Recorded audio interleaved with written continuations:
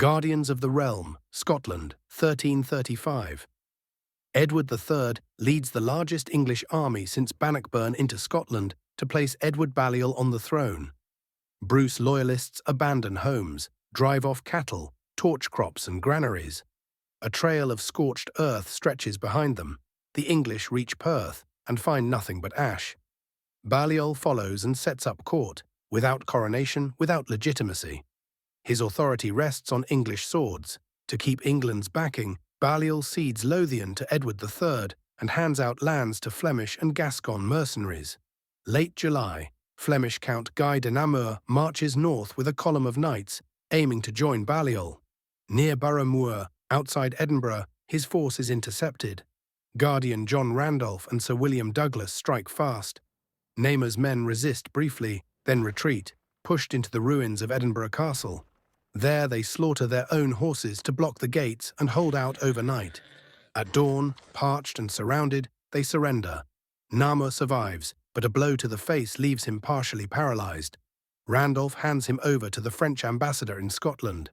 Days later, while escorting Namur south, Randolph is ambushed by English raiders and taken captive. Scotland loses its guardian. October, David of Strathbogie, Earl of Atholl and Balliol loyalist, lays siege to Kildrummy Castle in the north. Inside, Christina Bruce, sister of Robert the Bruce, holds the fortress with loyal defenders. Outside, men surround her. The siege drags on into the cold. Andrew Murray, recently released from English captivity, is named Guardian. Though still recovering from injury, he rallies men. Douglas, the Bishop of Ross, the Earl of Fife, and others. They march to relieve the siege. St. Andrew's Day. Near Culbleen Hill, Douglas leads the vanguard and feigns retreat.